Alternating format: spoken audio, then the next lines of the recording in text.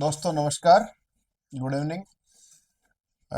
दोस्तों, राज्य स्तरीय अर्धवार्षिक परीक्षा जो राजस्थान माध्यमिक शिक्षा बोर्ड के द्वारा आयोजित की जा रही है, उसका जो कक्षा 11 का जो पहला जो पेपर है वह है आज़ादी के बाद का स्वर्णिम भारत। तो दोस्तों, जो ये जो पेपर है ये कक्षा 11th के लिए तो उपयोगी है ही सही, परंतु ये जो पेपर है वो प्रतियोगी परीक्षाओं के लिए भी बहुत अहम रोल अदा करता है। उसको ध्यान में रखते हुए 14 दिसंबर को अर्धवार्षिक परीक्षा है और राज्य स्तरीय पहली बार राज्य स्तरीय परीक्षा हो रही है अर्धवार्षिक, यानी कि पूरे जो राज्य है उसका एक ही पेपर बनाया जा रहा है। पहले ये जिला समान परीक्षा हुआ करती थी, तो उसमें क्या रहता था कि जिले एक प्रत्येक जिले का एक पेपर बनाया जाता था और अब ये राज्य स्तर पर हो रही है। तो इसी को ध्यान में रखते हुए हम आज एक मॉडल पेपर हल करवाएंगे और कुछ इंपॉर्टेंट जो चीजें हैं मॉडर्न इंडिया के तहत जो पिछले हमारे नोट्स है उनको भी थोड़ा सा हम करवाएंगे। तो अब ज्यादा समय नहीं लेते हुए हम पहले ये बात करते हैं। तो दोस्तों, आज ये देख रहे हैं कि राज्य स्तरीय अर्धवार्षिक परीक्षा 14 दिसंबर 2024 को कक्षा 11 के लिए जो पेपर है, और आप अगर इसको हल करके जाते हैं तो इसमें से लगभग आप जो हम बताएंगे आपको मेटर और जो पेपर हल करवाएंगे, तो इसमें लगभग आपको 80% तक संभावना है इस पेपर के आपको मिलने की, मतलब जो आप से पूछा जा रहा है उसके इर्द गिर्द पेपर ये आने की संभावना है। तो साथियों, पहले जो ये पेपर हल करने से पहले अपन कुछ इंपॉर्टेंट से बिंदु है उनको देखते हैं। अगर उनको आपने ध्यान से दिया, आप इस वीडियो को मात्र 10 मिनट ध्यान से देखेंगे तो उसके बाद में ये पेपर आप खुद हल कर देंगे, ये मेरा आपसे वादा है। तो पहले अपन कुछ इंपॉर्टेंट जो चीज है वो इसमें देख लेते हैं अपन। और हाँ साथियों, ये हमारे द्वारा ही बनाए गए नोट्स हैं जो 2010 के लगभग है। हमारा छोटा भाई है एक, और उसने क्लेट का एग्जाम दिया था। तो उस समय हम प्रतियोगी परीक्षा की तैयारी कर रहे थे, तो हमने ये कुछ इम्पोर्टेंट से नोट्स बनाए थे, तो वो आपके लिए उपयोगी रहेंगे। एक बार देख लीजिए आप इनको। पहला इसमें है मॉडर्न हिस्ट्री ऑफ इंडिया। तो सबसे पहले ये है कि जो ईस्ट इंडिया कंपनी है, आधुनिक भारत की हम बात कर रहे हैं, तो 1600 के लगभग कंपनी हमारे यहाँ पर भारत में आई। और 1600 में 1609 के लिए इन्होंने दे रखा है कि 1609 में सूरत की जो अ, ये थी आपके, सॉरी, जहांगीर के काल में, मतलब 1600 में गठन हुआ था कंपनी का। और ये लोग आए तो ये शुरुआत में क्या हुआ कि ये भारत न आकर इंडोनेशिया और जो पूर्वी जो देश है उसमें क्या, मतलब ये व्यापार करने लगे और फिर ये आए जहांगीर के समय, और ये सूरत में क्या नाम है मिले। तो इसमें दो अंग्रेज अधिकारियों के नाम आते हैं, एक तो सर टॉमस रो और एक हॉकिंस। ठीक है, तो यहाँ पर ये दोनों के नाम है, जहांगीर के काल में आए। फिर 1912 में अंग्रेजों ने सूरत की पहली फैक्ट्री स्थापित की, जिसको अपन व्यापारिक बस्ती कह सकते हैं।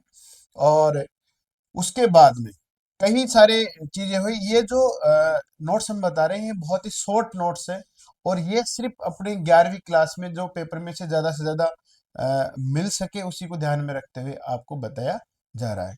परंतु ये जो नोट्स हमारे पास है इसमें से बहुत सारे क्वेश्चन हैं जो आपको डायरेक्ट प्रतियोगी परीक्षा में भी आपको मिलेंगे।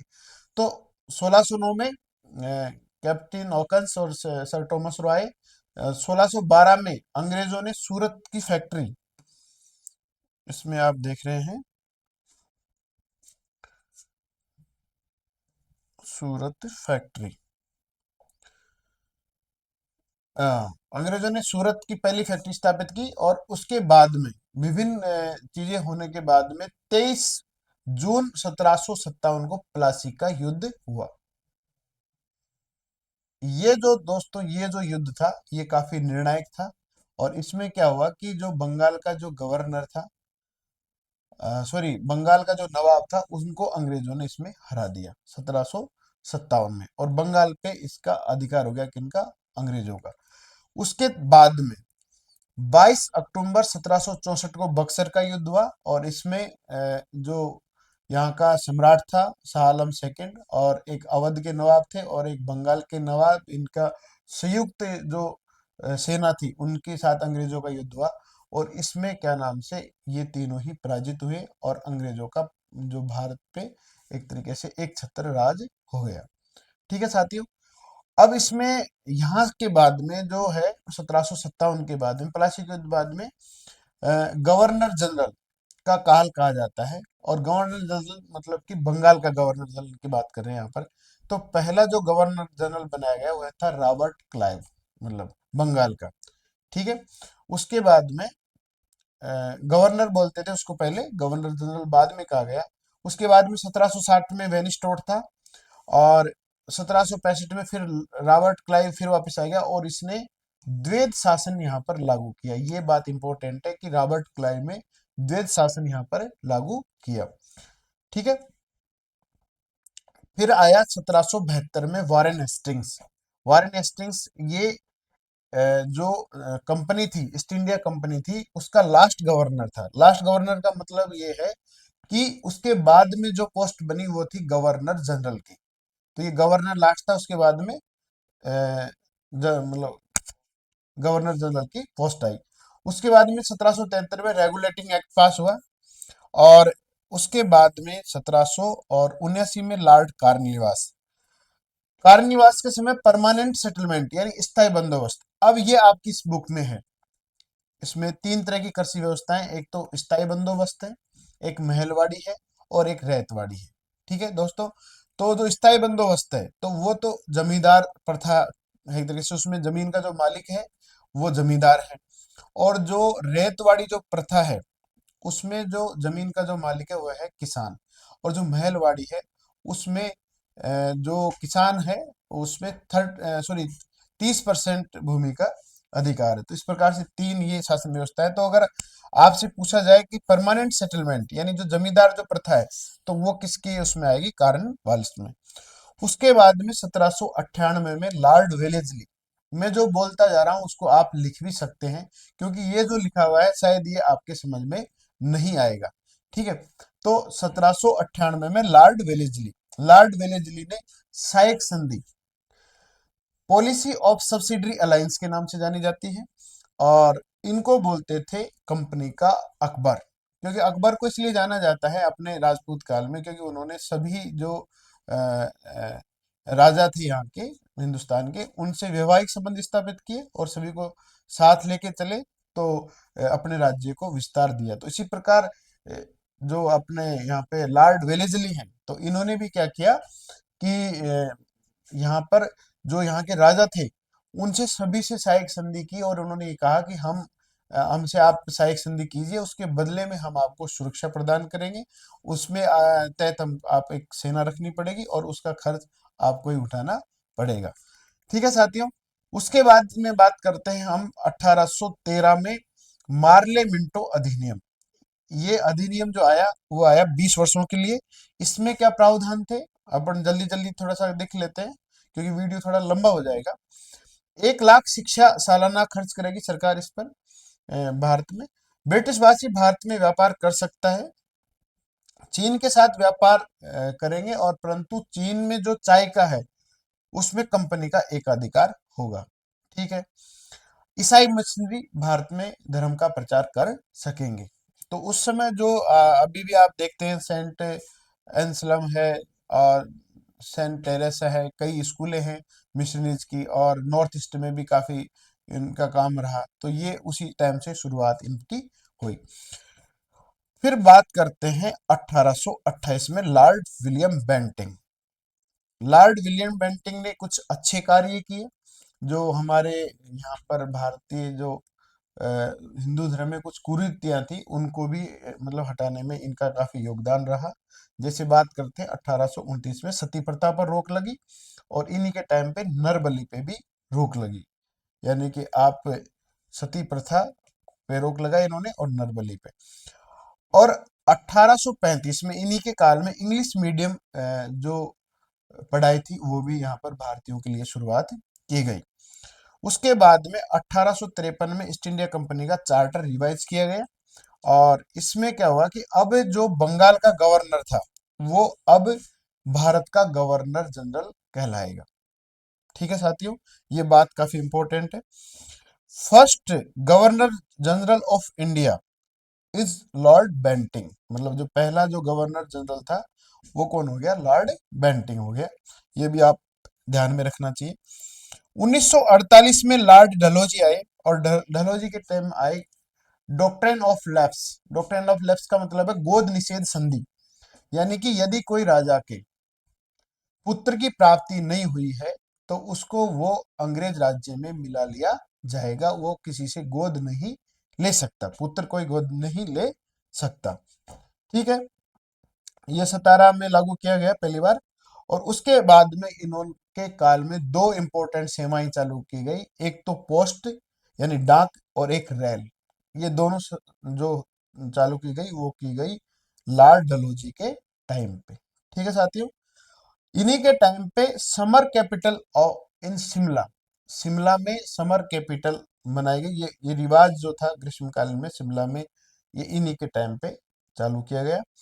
1856 में लॉर्ड कैनिंग, 1856 में Lord Canning the last governor general of India, last governor general of India. क्यों? क्योंकि उसके बाद में 1856 की बात थी ये, और 1857 में क्रांति हुई, 1857 में। उसके बाद में जो गवर्नर जनरल था उसको वाइसराय कहने लगे। क्या कहने लगे साथियों? वाइसराय। ठीक है, अब हम, ये हो गया आपका। हाँ, उसके बाद में यहाँ 1857 की क्रांति हो गई, और इसको अपन यहाँ कोई दूसरे उसमें देखेंगे, फटाफट देख लेते हैं एक बार कि 8 अप्रैल को मंगल पांडे के फांसी लग गई। इसका कारण ये था कि चर्बयुक्त का जो कारतूस थे राइफल के, उनका विरोध किया मंगल पांडे ने, और उनको 8 अप्रैल को फांसी दे दी गई। 9 मई को मेरठ छावनी में सिपाही बागी हो गए। 10 मई को दिल्ली आए और बहादुर शाह जो जफर थे उनको नजरबंद कर दिया गया। कहाँ किया गया? रंगून में, बर्मा में, आज का जो म्यांमार है वहां पर उनको नजरबंद कर दिया गया। ठीक है, हजरत महल को नेपाल भेज दिया गया, और कानपुर में नाना साहब ने किया, लखनऊ में अवध के नवाब वाजिद अली शाह ने किया, मध्य भारत वो झांसी की रानी लक्ष्मीबाई और तात्या टोपे ने किया। ठीक है साथियों, ये जो चीज है ये 11वीं के लिए नहीं है, पर ये 11वीं में आने वाले समय के लिए काफी इंपॉर्टेंट है, कोई भी कंपटीशन के लिए, तो इसलिए आपको ध्यान में रखना चाहिए। अब बात करेंगे 1858 में भारत अधिनियम पारित हुआ। गवर्नर जनरल को अब वाइसराय कहा जाने लगा। ये क्वेश्चन कई बार पूछा गया है, और आपको पता भी होना चाहिए कि जो पहले गवर्नर जनरल बोलते थे अब उसको क्या बोलने लगे, ये वाइसराय बोलने लगे। पहला जो वाइसराय था वो था लॉर्ड कैनिंग। कौन था? Lord Canning. और अंतिम जो अंग्रेज जो वाइसराय था वो था लॉर्ड माउंटबेटन। लॉर्ड माउंटबेटन की जो भारतीय विभाजन की जो योजना है वो लॉर्ड माउंटबेटन की थी, तो वो अंतिम वाइसराय थे। और यदि भारतीय वाइसराय की बात करें तो वो थे सी राजगोपालाचारी। तो ये भी आपको पता होना चाहिए। ठीक है साथियों, इसी में कुछ थोड़ा सा इंपॉर्टेंट चीजें हैं, क्या नाम है, उनको आप थोड़ा सा देख सकते हैं कि समाज सुधारकों में एक राजा राम मोहन राय का नाम है, जहां पर इन्होंने सती प्रथा और ब्रह्म समाज की स्थापना की।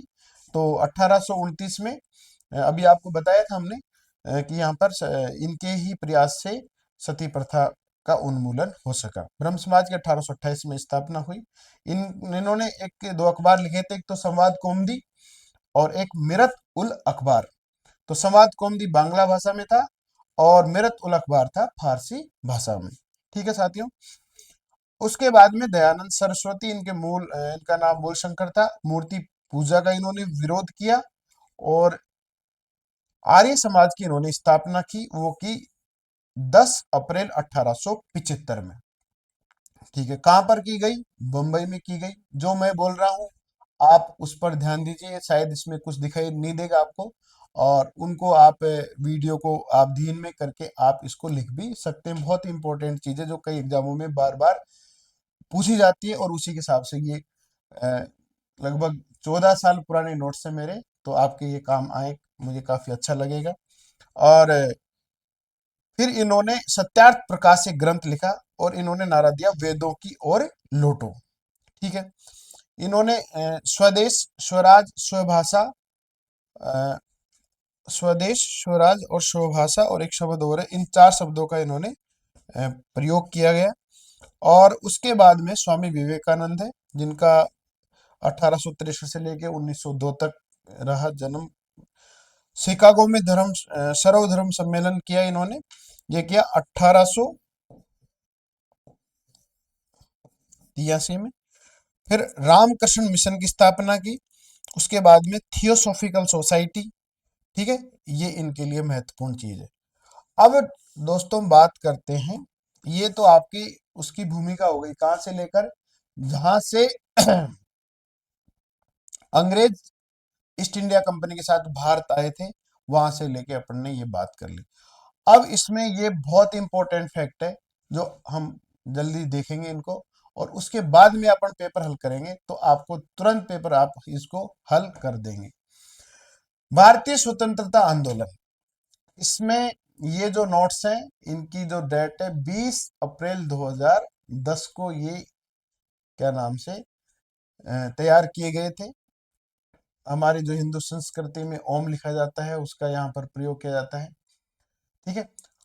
1885 में, अब साथियों ये जो आपकी बुक है, इसमें थोड़ा सा आप ये देखेंगे कि इसको अपन ने ये देखो आप यहाँ से, ये शायद आपको दिख रही होगी, ये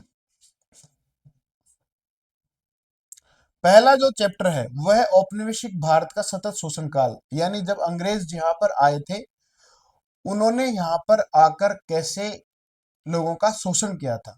तो धन निष्कासन का सिद्धांत, जो आपके दादा भाई नारोजी ने दिया था। ठीक है। ब्रिटिश काल में कृषि पर क्या प्रभाव पड़ा, उसके बारे में, और ब्रिटिश काल में हस्तशिल्प कलाओं का पतन कैसे हुआ। एक पहला चैप्टर तो ये है इसमें। दूसरा जो चैप्टर है वह है भारत का स्वतंत्रता आंदोलन। अब उसी की बात कर रहे हैं, तो इसमें क्या चीज है साथियों, कि राष्ट्रीय आंदोलन का 3 चरणों में अपन ने बांटा है। एक तो है उदारवादी चरण, कौन सा है, उदारवादी चरण।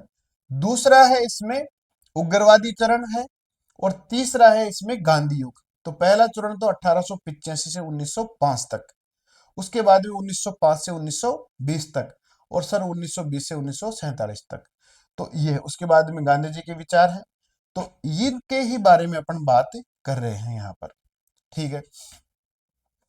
अब आप यहाँ पर देखिए, ये जो दिख रहे हैं साथियों आपको, मैं थोड़ा सा इसको बड़ा कर देता हूँ। पहला जो टॉपिक है, मतलब पहला जो पॉइंट है, वह है 1885 में भारतीय राष्ट्रीय कांग्रेस की स्थापना। तो ये A.O. हुम एक अंग्रेज अधिकारी थे। तो उन्होंने क्या नाम है, उनके दिमाग में ये बात चल रही थी कि यदि हम पढ़े लिखे लोगों का एक संगठन तैयार कर ले, और जो लोग पढ़े लिखे हैं, समझदार लोग हैं, और हम कोई भी नीति जो अंग्रेज लागू कर रहे हैं, और जो भारत में उनका विरोध होता है, तो हम उनको बता दें कि भाई हमारे पीछे इनकी क्या मंशा है, और वो जो नीचे जो लोग हैं उनको बता दें, ताकि कोई भी आंदोलन वगैरह ना हो, और हमारे खिलाफ कोई विद्रोह खड़ा नहीं हो। परंतु ये उल्टा हुआ, और यही कांग्रेस आगे जाके अपने देश को आजाद करवाने में बहुत महत्वपूर्ण भूमिका निभाती है। तो एओ ह्यूम ने ये इसकी स्थापना की, W.C. बनर्जी इसके अध्यक्ष थे। ठीक है। और इसकी स्थापना हुई बंबई में थी, एक संस्कृत पाठशाला में।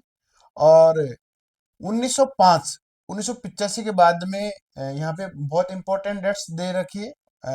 बंग भंग यानी बंगाल का विभाजन 1905 में हुआ, और उसका एक आंदोलन हुआ बंगाल विभाजन के विरोध में। बंगाल का विभाजन क्यों हुआ दोस्तों, क्योंकि बंगाल एक बहुत समृद्ध प्रदेश था, और उसमें जागरूकता बहुत थी, बुद्धिजीवी लोग रहते थे वहां पर। तो वहां पे आंदोलन किए और ये समस्याएं काफी अंग्रेजों का सामना करना पड़ रहा था। तो उन्होंने प्रशासन का हवाला देके कि भाई ये बड़ा राज्य है और हमको प्रशासन में असुविधा हो रही है, तो इसलिए हमने इसका बंटवारा कर दिया।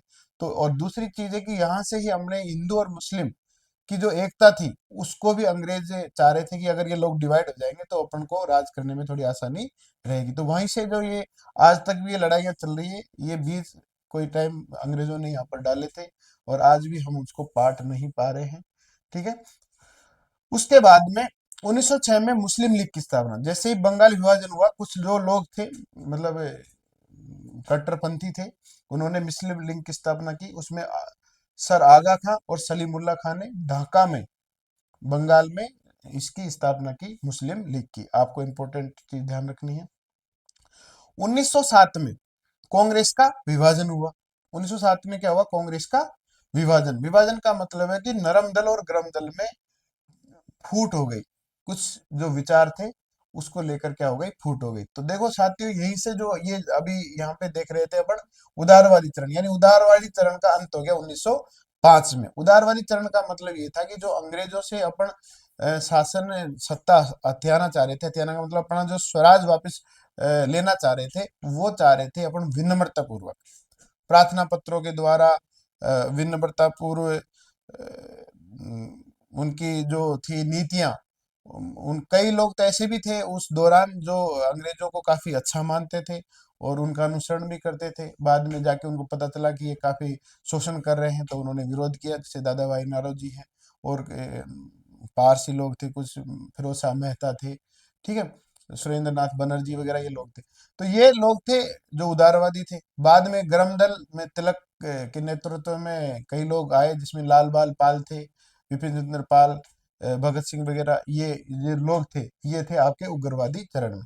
तो सूरत में बंगाल, सॉरी, 1907 में सूरत में कांग्रेस का अधिवेशन हुआ। कांग्रेस का जो 1885 में कांग्रेस की स्थापना हुई थी, उसका हर साल दिसंबर में अधिवेशन होता है, अभी भी होता है। तो ये कांग्रेस का यहाँ पर विभाजन हो गया। 1916 में, 1915 में जनवरी में गांधी जी आ गए थे अफ्रीका से। इन्होंने कांग्रेस को पहले तो एक अतिथि के रूप में ही, मतलब कांग्रेस की जो दिसंबर में होता था अधिवेशन, उसको अटेंड किया और फिर धीरे धीरे ये संपर्क में आए। और क्या नाम है, जो यहाँ पर खेड़ा में, चंपारण में और अहमदाबाद जो आंदोलन किए वो सफल रहे और उसके बाद में इनके हाथ में धीरे धीरे नेतृत्व आने लगा। तो होम रूल आंदोलन, होम रूल का मतलब ये है कि जो गरम दल और नरम दल थे, मतलब, ठीक है, हाँ सॉरी, होम रूल जो आंदोलन था वो तिलक और एनी बेसेंट, एक आयरलैंड की महिला थी, एनी बेसेंट, उन दोनों ने मिलकर एक आंदोलन चलाया, होम रूल आंदोलन। ठीक है। होम रूल का मतलब है गृह स्वराज एक तरीके से। ठीक है। दिसंबर 2016 में लखनऊ पैक्ट हुआ, वही कांग्रेस का अधिवेशन हुआ और उसमें लखनऊ सूझा। तो जो 1907 की जो फूट थी, सूरत फूट के नाम से भी इसको जानते हैं, सूरत फूट, ठीक है।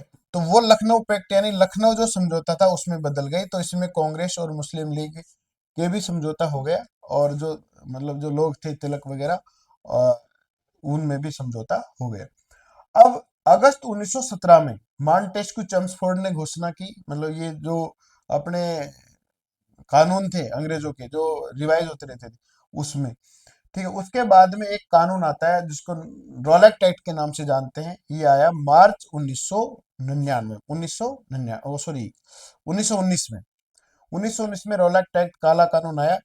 न वकील, न दलील, और न वकील और न दलील, और एक शब्द और है मेरे ध्यान में नहीं आ रहा अभी वो। तो काला कानून का मतलब है कि किसी भी व्यक्ति को पकड़कर अंग्रेज बंद कर देते थे और काफी मारपीट करते थे उसके साथ में, और न ही उसमें कोई कोर्ट में कोई अर्जी उसकी सुनते थे। तो ये काला कानून था, इससे गांधी जी काफी नाराज हुए, मतलब कि भाई ये बहुत ही, कई लोगों ने बहुत कड़े शब्दों में इसकी निंदा की गई। और हाँ, न वकील, न दलील, और एक शब्द मेरे ध्यान में फिर नहीं आ रहा, ठीक है। 13 अप्रैल 1919 को जलियांवाला हत्या बाग हत्याकांड हुआ। आप सब जानते हैं इसको, कि इसमें जनरल डायर के द्वारा गोलियां चलाई गई। एक सभा कर रहे थे पंजाब के एक बाग में, और जिस जनरल डायर ने गोलियां चलाई थी उसको पंजाब के उधम सिंह ने जाकर इंग्लैंड में उसकी मृत्यु की, मतलब उसको मार दिया गया। 1920 में खिलाफत आंदोलन, शौकत अली, अली बंधुओं के द्वारा महात्मा गांधी ने इसका समर्थन किया, और उसके बाद में 1920 में ही असहयोग आंदोलन। तो ये दो आंदोलन थे। अब इसमें देखो, यहाँ पर जो आप देख रहे हैं, असहयोग आंदोलन गांधी जी के नेतृत्व में हुआ, और ये भी गांधी जी के सहयोग से हुआ। शौकत अली, ये खिलाफत आंदोलन में इन्होंने जो मुस्लिम लीग थी और ये मुस्लिम समुदाय था, उसने इसलिए किया कि वहां पर जो अंग्रेज थे उनके खलीफा के खिलाफ, मतलब तो वहां पे जो चल रहा था युद्ध, उसको लेकर यहाँ क्या नाम है, खिलाफत आंदोलन किया गया। ठीक है साथियों। उसके बाद में 1922 में चोरा चोरी कांड हुआ, गोरखपुर जिले की घटना थी, जिसमें कुछ लोगों को बंद कमरे में मार दिया गया था। और 1927 में, 8 नवंबर 1927 को साइमन कमीशन का गठन हुआ, और फरवरी 1928 में साइमन कमीशन भारत में आया। ठीक है। साइमन कमीशन क्यों आया? क्योंकि ये जांच करने आया रोलेक्ट एक्ट के बारे में, जो हर 10 साल में रिव्यू होता था उसका, चार्टर का, उसके बारे में जांच करने आया। तो इसमें क्या, सभी के सभी जो लोग थे वो भारतीय नहीं थे, मतलब अंग्रेज थे, और इसका भारी विरोध किया। बम्बई में भी विरोध हुआ, इधर उत्तर भारत में पंजाब में भी जोरदार विरोध हुआ, और उसी दौरान क्या हुआ कि लाला लाजपत राय की लाठी मारकर हत्या हो गई। ठीक है साथियों। उसके बाद में 1929 में लाहौर अधिवेशन हुआ, पंडित जवाहरलाल नेहरू की अध्यक्षता में, और उन्होंने पूर्ण स्वराज की मांग की। ये क्वेश्चन भी कई बार आ चुका है। पूर्ण स्वराज की मांग की कौन से अधिवेशन में की? लाहौर अधिवेशन में की।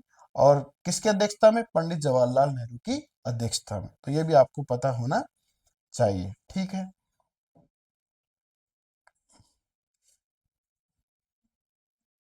हाँ। उसके बाद में 12 मार्च 1930 को नमक सत्याग्रह, दांडी यात्रा निकाली गई, नमक के जो कर था उसके लेकर ये नमक सत्याग्रह चलाया गया। और 6 अप्रैल 1930 को सविनय अवज्ञा आंदोलन, यानी कि नमक सत्याग्रह, इसके बाद में सविनय अवज्ञा आंदोलन 1930 को, 6 अप्रैल 1930 को।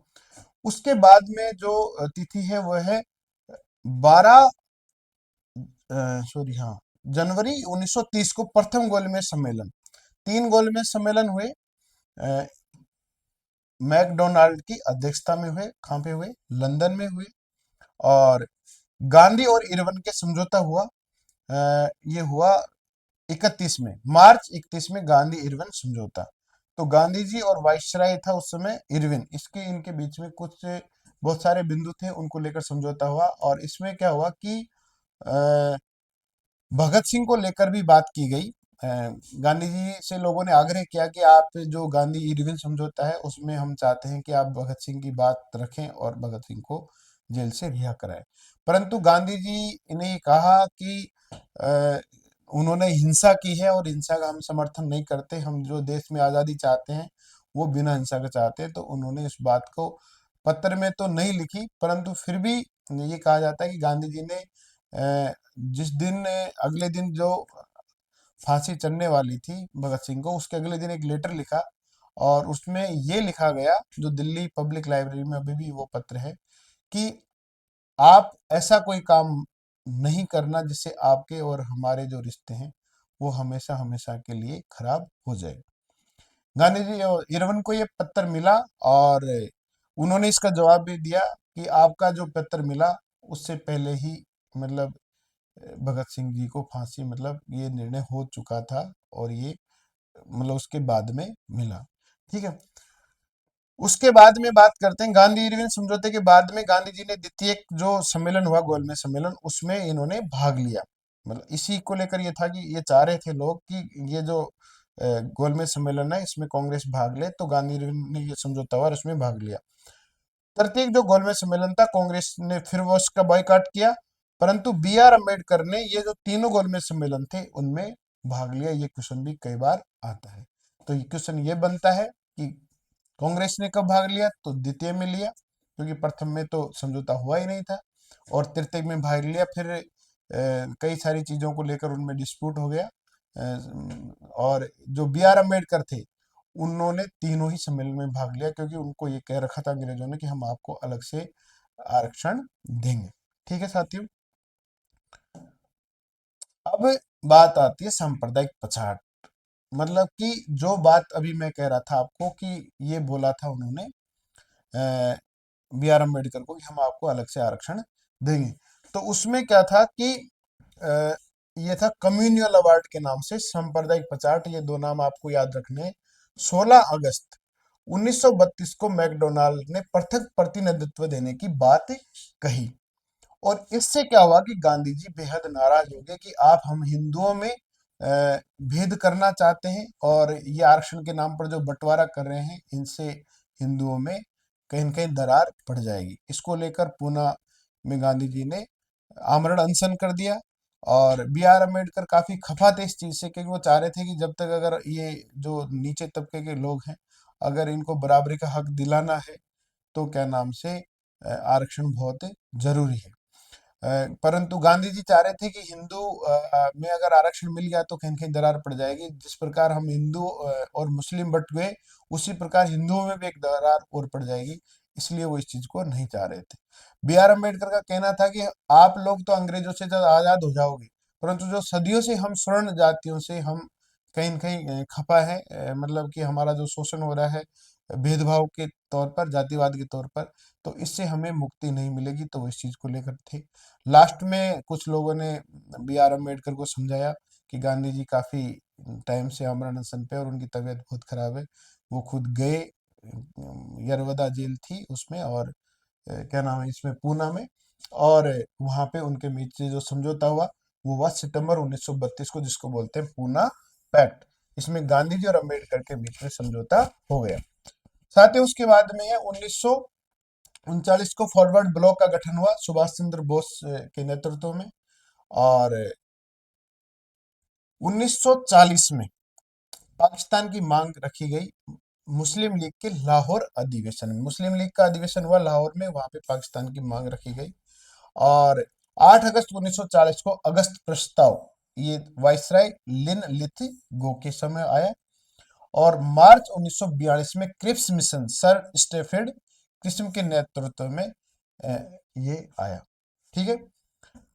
और 8 अगस्त 1942 को भारत छोड़ो आंदोलन महात्मा गांधी के नेतृत्व में शुरू हुआ, भारत छोड़ो आंदोलन। ठीक है साथियों, 1945 में वेवेल योजना आई, और 24 मार्च 1946 को कैबिनेट मिशन का आगमन हुआ।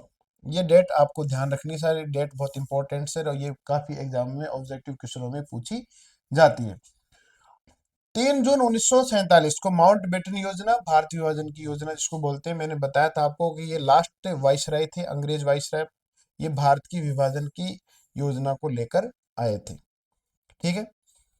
15 अगस्त 1947 को स्वतंत्रता की प्राप्ति हुई, और स्वतंत्रता अधिनियम पास हुआ। 1947 का स्वतंत्रता अधिनियम, 3 अधिनियम बहुत इंपॉर्टेंट है, 1919 का, 1935 का, और 1947 का। ये जो 3 जो अधिनियम है, ये हमारे संविधान जो निर्माण प्रक्रिया है, उसमें बहुत ही महत्वपूर्ण भूमिका निभाते हैं। और जो क्वेश्चन आते हैं ज्यादातर वो भी इनमें से ही आते हैं, तो आपको ध्यान रखना चाहिए। इसमें जो चैप्टर है भारत में संविधान विकास की प्रक्रिया, उसमें जो रेगुलेटिंग एक्ट से ही, मतलब जो 1773 से जो संविधान विकास की प्रक्रिया चलती है, उसमें लास्ट में जाके जो ये 3 अधिनियम है, ये बहुत ही इंपॉर्टेंट है। 26 जनवरी 1950 को भारतीय गणतंत्र की स्थापना हुई, और डॉक्टर राजेंद्र प्रसाद को फर्स्ट प्रेसिडेंट ऑफ इंडिया, राष्ट्रपति बनाया गया। तो साथियों, ये जो इम्पोर्टेंट डेट्स थी आपको याद रखनी है, और ये काफी आपके लिए एग्जाम के लिए महत्वपूर्ण होगी। अब साथियों हम बात कर लेते हैं जो पेपर, जो मेन मुद्दे की जो बात है, वो है आपका ये 11वीं का पेपर। और अब आप ये देखेंगे कि जो हमने अभी पढ़ा है, उनमें से काफी सारे क्वेश्चन इसमें से आएंगे, और अब आप कितने क्वेश्चनों को हल करते हैं, ये आपके लिए एक चुनौती है, और आप यहाँ पर देखिए। साथियों इसमें लिख रखा है कि आपको सभी प्रश्न हल करना अनिवार्य है, और 1 से 10 जो प्रश्न है वो वस्तुनिष्ठ है, यानी कि वो एबेसेदे वाले हैं, मल्टी चॉइस क्वेश्चन है, मल्टीपल चॉइस क्वेश्चन है। और पहला जो क्वेश्चन है, किस भू राजस्व व्यवस्था में भूमि का मालिक जमींदार को माना गया है? तो मैंने बताया था 3 प्रकार की हैं ये। एक तो है स्थाई, और एक है आपकी महलवाड़ी, और एक है आपकी रैयतवाड़ी। ठीक है साथियों, तो इसमें जो जमींदार का जो मालिक है, मालिक जो जमींदार है भूमि का, वो है आपकी स्थाई बंदोबस्त। तो ये आपको टिक लगाना है इस पे, स्थाई बंदोबस्त पे। ठीक है साथियों, और इसके बाद में, हाँ, ईस्ट इंडिया कंपनी भारत में कब आई? तो आपने देखा है कि इस क्वेश्चन में थोड़ा सा ये है, 1600 में ईस्ट इंडिया कंपनी का गठन हुआ। कुछ 20 लोग थे जिन्होंने महारानी एलिजाबेथ से एक जो व्यापारिक पत्र था उस पे साइन करवाए, और यहाँ लगभग ये 1607-8 के लगभग आए। और परंतु इसका जो गठन हुआ ये 1600 में हुआ, तो इसका आंसर 1600 होगा। 1919 के भारत सरकार अधिनियम में स्थापित द्वैध शासन के केंद्र की जगह प्रांतों में किस अधिनियम में तहत लागू किया गया? तो ये हुआ 1935 के अधिनियम के तहत। अभी मैंने बताया था आपको कि 1919 और 1935 और 1947 ये काफी इंपॉर्टेंट है। ठीक है साथियों, सन 1900 सन 1935 के भारत सरकार अधिनियम के अनुसार प्रांतों में मंत्रिमंडल कब स्थापित हुए? तो साथियों ये है फरवरी 1937।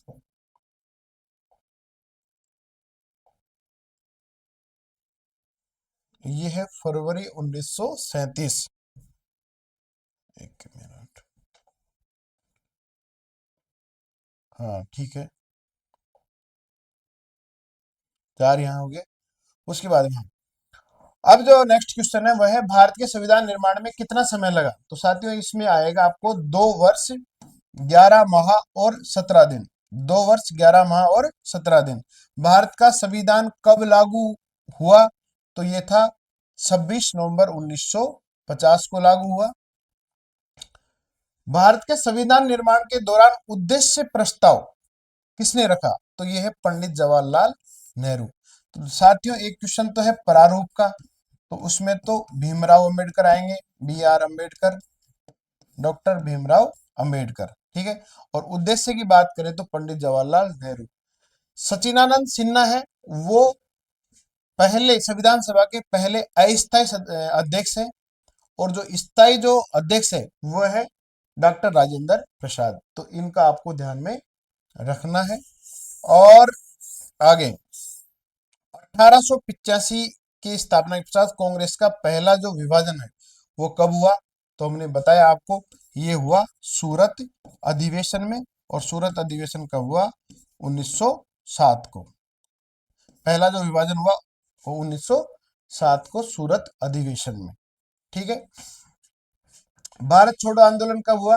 तो ये हुआ 1942 में, अभी आपने पढ़ा था उसमें। और लाहौर अधिवेशन कब हुआ? साथियों ये भी अपन ने भी नोट्स में पढ़ा था कि जो लाहौर अधिवेशन है वो 1829 में लाहौर अधिवेशन हुआ पंडित जवाहरलाल नेहरू की अध्यक्षता में। और इसकी खास बात यह है कि इसमें पूर्ण स्वराज की यहाँ पर मांग की गई थी। अब क्वेश्चन आते हैं वन लाइनर वाले। उसमें धन निष्कासन की शुरुआत किस युद्ध के पश्चात हुई? वेरी गुड, बहुत अच्छा क्वेश्चन है। ये है 1757 के पलासी के युद्ध के बाद। ठीक है, उसके बाद में दादा भाई नौरोजी। हाँ, एक चीज और है कि अगर आपसे ये पूछा जाए कि सबसे पहले धन निष्कासन का जो सिद्धांत किसने दिया, के बात किसने कही कि यहाँ से अंग्रेज बहुत बड़ी मात्रा में यहाँ से धन का निष्कासन करें, यानी धन को बाहर लेके जा रहे हैं, और किस किस तरीके से लेके जा रहे हैं, तो वो बात की आपके Dadabhai Naoroji. Poverty and un British rule in India एक पुस्तक का नाम है इनका। तो ये पुस्तक का नाम भी पूछा जा सकता है आपसे, और पुस्तक का नाम लिखकर आपसे इनके लेखक भी पूछा जा सकता है। ठीक है साथियों, सविनय अवज्ञा आंदोलन किसके द्वारा शुरू किया गया? तो ये गांधी जी के द्वारा शुरू किया गया। असहयोग आंदोलन किस पर्सन को लेकर आरंभ हुआ? तो ये हुआ था रोलैक टैट और जलियांवाला बाग हत्याकांड के विरोध में। ठीक है। राष्ट्रीय आंदोलन से संबंधित दो प्रमुख व्यक्तियों के नाम लिखना है आपको। तो राष्ट्रीय आंदोलन में आप लिख सकते हैं, आप एक तो महात्मा गांधी का लिख दो, अ, इसके तिलक का लिख दो, आप बाल गंगाधर तिलक का लिख दो, लाला लाजपत राय का लिख दो, जो भी आपको अच्छे लगे, दो आपको नाम यहाँ पर लिखने हैं। सत्याग्रह का शाब्दिक अर्थ है सत्य का आग्रह, सत्य का आग्रह। ठीक है। गांधी इरविन समझौता कब हुआ? अभी आपको पूछा गया था, ये हुआ 1931 में। साइमन कमीशन भारत कब आया? ये आया 1928 में, 27 में इसका गठन हुआ था, तो ये आया कब? 1928 में आया। नेहरू रिपोर्ट कब प्रकाशित हुई? नेहरू रिपोर्ट 1927 में प्रकाशित हुई। नेहरू रिपोर्ट क्या थी? पंडित मोतीलाल नेहरू, जो जवाहरलाल नेहरू के पिताजी थे, उनसे कहा गया था कि आप संविधान निर्माण की रूपरेखा तैयार करके रिपोर्ट पेश करें। संविधान सभा के स्थायी जो सदस्य हैं, संविधान सभा के स्थायी सदस्य हैं, तो संविधान सभा के स्थायी सदस्य अभी आपको बताया था हमने, तो वो है डॉक्टर राजेंद्र प्रसाद, डॉक्टर राजेंद्र प्रसाद। ठीक है। अब क्वेश्चन आता है इसका, महलवाड़ी। तीन प्रकार की व्यवस्थाएं थी। एक तो थी आपकी रैयतवाड़ी, इसमें देखो, इसमें दिख रहा है आपको। एक तो स्थायी बंदोबस्त था, जिसको जमींदारी प्रथा भी कहते हैं, और एक थी महलवाड़ी। तो महलवाड़ी जो व्यवस्था है वो क्या थी? उसमें था कि ब्रिटिश भारत में 30% भूभाग पर राजस्व लागू करती थी। इसमें जो भूमि कर है वो इकाई कर सके खेत को नहीं मानकर ग्राम या महल को माना गया, और भूमि सामग्री समस्त ग्राम की सभा होती थी, और जो भागीदार थे, कोई व्यक्ति भूमि छोड़ देता था या ग्राम सभा इसी को संभाल लेती थी, और अवैध प्रांत में लागू की गई। इसी भूराजस्व व्यवस्था में कर की वास्तविक दर के संभावित दर पार कर ले जाने पर स्थिति खराब हो गई। ठीक है। तो इसमें यह व्यवस्था थी कि जो भूराजस्व व्यवस्था थी ब्रिटिश भारत में 30% भूभाग पर लागू की गई थी, और इसको बोला गया था महलवाड़ी प्रथा। और इसके लिए पूरा जो गांव या वो जिम्मेदार था, और उसी के भाग पर लागू की गई थी। 1919 के अधिनियम के तहत स्थापित द्वैध प्रशासन से आप क्या समझते हैं? ठीक है। द्वैध शासन से यानी ड्यूल शासन, यानी कि आपका ये जो 1919 में किया गया, इसमें कुछ विषय आपको हस्तांतरित कर दिए गए। यहाँ पे आपको दिखेगा इसमें, एक मिनट,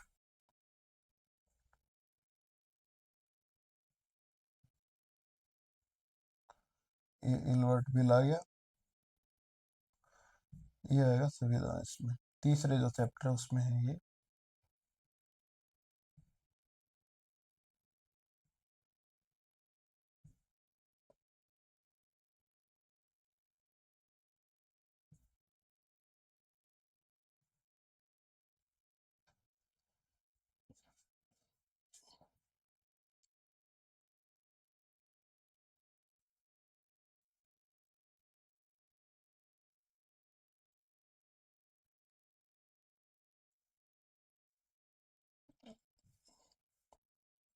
बहुत इंपॉर्टेंट किताब है, इसमें ये आपका आ गया साइमन कमीशन का, आ गया 1935 का भारत सरकार अधिनियम। ठीक है साथियों। तो ये जो ड्यूल था, मतलब इसमें क्या था कि ये आपका आ गया इसमें कि जो कुछ सदन थे, केंद्रीय जो विधान के जो सदस्य ये थे, उच्च सदन और निम्न सदन में विधानमंडल को बांट दिए गए, और कुछ विषय यहाँ पर हस्तांतरित कर दिए गए। तो इसको बोलते हैं हम ड्यूल शासन, यानी द्वैध शासन। शासन का विकेंद्रीकरण का महत्व बताइए। तो साथियों, जो शासन का जो विकेंद्रीकरण है, इसका मतलब ये है कि आप सत्ता को केंद्र में नहीं करके जो राज्य है उनमें जो विषय हैं उनको बांट दे, ताकि सत्ता का केंद्रीकरण हो और उसका दुरुपयोग नहीं हो। यदि आप राज्यों में और उसके बाद में आया पंचायती राज, उसके बाद में आया पंचायती राज, तो पंचायत को काफी सारे विषय दिए गए, तो और भी जो सत्ता का जो विकेंद्रीकरण हुआ और उससे एक तरह से स्वतंत्र लोकतंत्र की स्थापना हुई। तो इसमें तो मात्र यही है कि आपका जो सत्ता है उसका केंद्र में नहीं रखकर और राज्यों में बंटवारा की। साथियों, जो ये अब आगे जो क्वेश्चन है, इनको हम आप सेकंड पार्ट में लेंगे और इसके आंसर आपको पहले ही शॉर्ट लाइन करके उसमें नीचे दे दिए जाएंगे। जो प्रश्न है अभी तक जो किए हैं आपको, जो हमने नोट्स लिखा है, अगर आप उनको एक दो बार देखेंगे तो लगभग आपका 65% तक आपका जो पेपर है वो अच्छे से इसमें हल होगा। और ये वीडियो थोड़ा सा लंबा हो गया, तो इसका सेकंड पार्ट बनाएंगे, तो ये जो बाकी बचे हुए क्वेश्चन है उसमें और इसके आसपास जो चीजें हैं उनको हम इसमें हल करवाएंगे। धन्यवाद आपको, आपने वीडियो ध्यान से देखा। आपके कंपटीशन की एग्जाम के लिए और कक्षा 11 के लिए जो 14 दिसंबर को जो राज्य स्तरीय अर्धवार्षिक परीक्षा हो रही है उसके लिए बहुत ही महत्वपूर्ण है। इस वीडियो को देख के जाइए और आपका पेपर काफी अच्छा होगा, ऐसी हम आपसे कामना करते हैं। धन्यवाद, नमस्कार।